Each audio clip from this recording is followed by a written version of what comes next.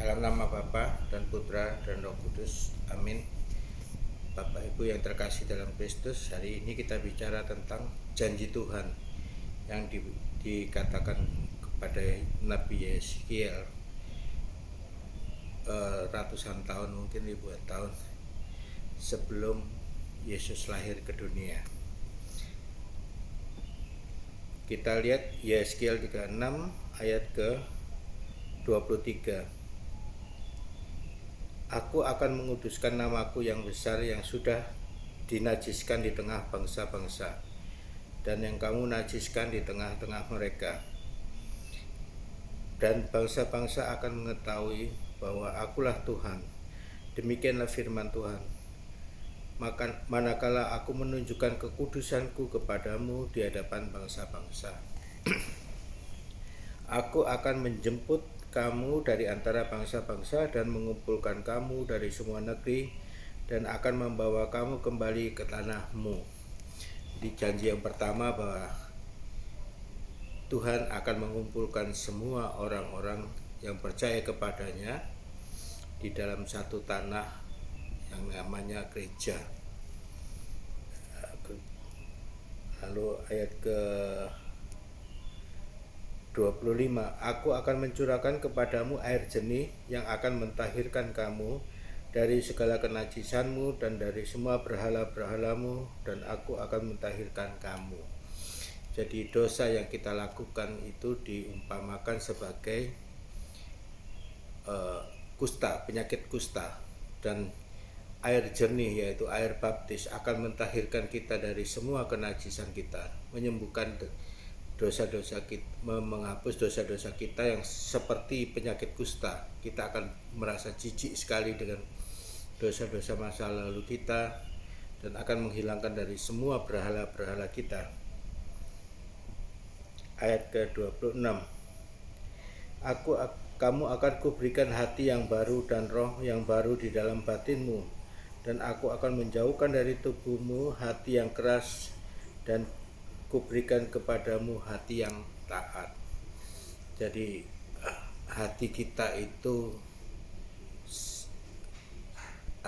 sebelum kita menerima baptisan itu hati yang sangat keras, dan Tuhan berjanji akan mengambil hati kita yang keras itu dan mengganti dengan hatinya yang lemah lembut, sederhana, rendah hati, dan taat.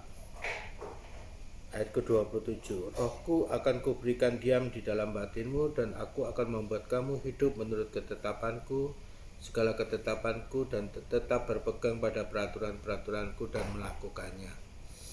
Jadi Tuhan akan mencurahkan Roh Kudus di dalam jiwa kita, sehingga jiwa kita akan menjadi bait kudus Allah. Nah, ini yang tidak akan dijumpai di agama-agama lain, hanya ada di agama Katolik saja, bahwa jiwa kita adalah sungguh-sungguh bait Roh Kudus, dan kita akan hidup menurut ketetapan Roh Kudus.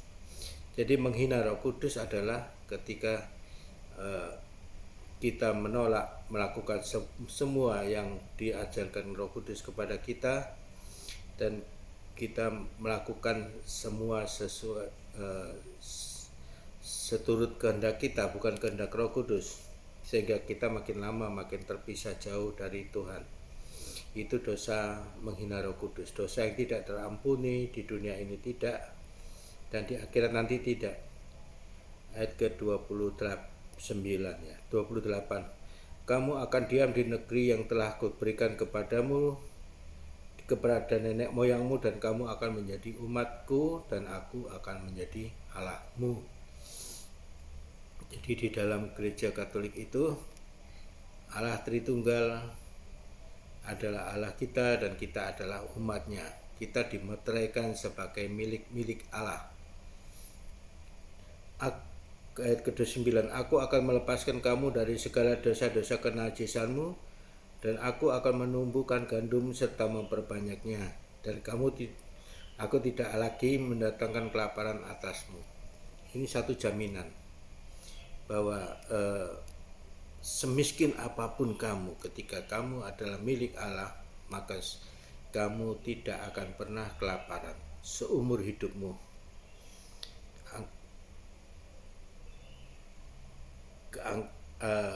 Ayat ke-30, aku juga memperbanyak buah pohon-pohonanmu dan hasil ladangmu, supaya kamu jangan menanggung dosa noda kelaparan di tengah bangsa-bangsa. Ke-31, kamu akan teringat-ingat akan kelakuanmu yang jahat dan perbuatanmu yang tidak baik, dan kamu akan merasa mual melihat dirimu sendiri karena kesalahan-kesalahanmu dan perbuatan-perbuatanmu yang keji. Jadi perbuatan kita sebelum dibaptis, sebelum kita menjadi bait Roh Kudus, itu diumpamakan sebagai orang kusta. Maka ketika kita melihat kembali apa yang kita lakukan, kita merasa mual. Sama seperti kita merasa jijik sekali dengan keadaan kita waktu menderita kusta. Dan dengan air pembaptisan itu kita ditahirkan, disembuhkan dari segala kusta, disembuhkan dari segala noda dosa kita. Dan seperti yang dikatakan oleh Paulus, kedagingan kita itu disalibkan, kemudian kita akan bangkit seperti Kristus, menurut hidup menurut Roh. Oke. Dan kamu akan teringat pada kelakuanmu, ya, bukan karena kamu aku bertindak, demikianlah firman Tuhan. Ketahuilah, merasa malulah kamu, dan biarlah kamu dipermalukan karena kelakuanmu, hai kaum Israel. Jadi semua ini dilakukan untuk kemuliaan Tuhan, bukan karena kita ini hebat, bukan karena kita itu berjasa pada Tuhan, sama sekali tidak. Nah, kita lihat perbandingannya, bahwa sebelum kita dibaptis, mengapa kita dikatakan seperti penderita kusta? Karena kita hidup menurut kedagingan kita, menurut hawa nafsu kita. Di Galatia 5 ayat 19 dikatakan, perbuatan daging adalah nyata, yaitu percabulan, kecemaran, hawa nafsu, penyembahan berhala, sihir, perseteruan, perselisihan, iri hati, amarah, kepentingan diri sendiri, pencidelaan, roh pemecah, kedengkian, kemabukan, pesta pora, dan sebagainya. Coba kita lihat, banyak sekali tokoh-tokoh agama yang menghina Yesus habis-habisan. Lalu kita lihat bagaimana hidup mereka. Hidup mereka ya hidup kedagingan ini. Mereka tidak bisa lepas dari namanya percabulan, kecemaran, hawa nafsu, menyembah berhala, sihir, perseteruan, perselisihan, selalu perang, selalu berselisih, selalu menebar kebencian, iri hati, amarah, kepentingan diri sendiri. Yang dikatakan itu bukan untuk kemuliaan Tuhan, tapi untuk kemuliaan diri sendiri. Pencideraan, roh pemecah, kedengkian, mabuk, pesta pora, dan sebagainya. Bahwa yang dikejar itu kekayaan, kemuliaan bagi dirinya sendiri, dan setelah itu jatuhnya ya ke dosa, percabulan, wanita, menikah dengan banyak wanita, dan sebagainya. Tetapi orang yang sudah dibaptis, dia menerima Roh Kudus, dia akan menerima buah roh.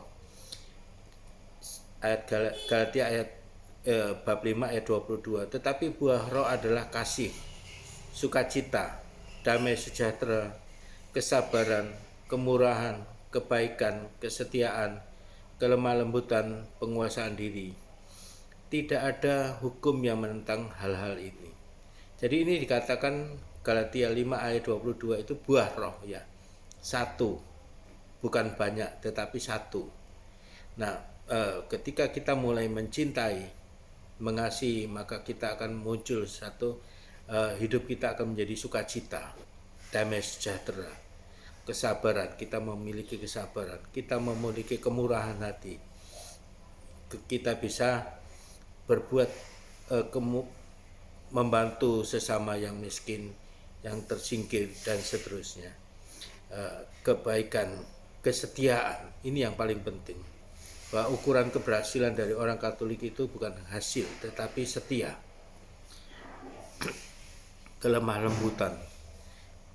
Kalau orang Katolik itu tidak lemah lembut tetapi keras, itu dia bukan orang Katolik. Dia masih belum sungguh-sungguh mengikuti Roh Kudus, arahan Roh Kudus dan penguasaan diri. Demikianlah janji Tuhan, dan itu digenapi di dalam diri Yesus yang lahir ke dunia untuk kita semua. Amin. Kemuliaan kepada Bapa dan Putra dan Roh Kudus, seperti pada permulaan, sekarang, selalu, dan sepanjang segala abad. Amin. Dalam nama Bapa dan Putra dan Roh Kudus. Amin.